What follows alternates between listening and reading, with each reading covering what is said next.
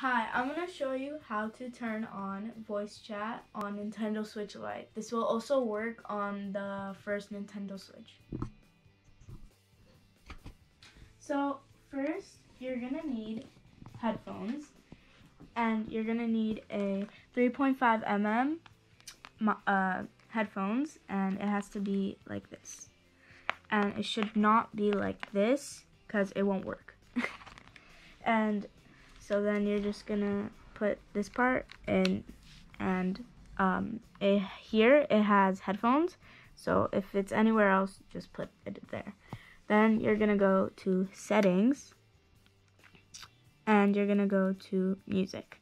You're gonna go all the way down to voice chat, and voice chat has to be on. Voice chat method has to be open mic. If it's on push to talk, they won't be able to hear you. Voice channel will be party, and voice chat notifications, it's optional. I usually put on.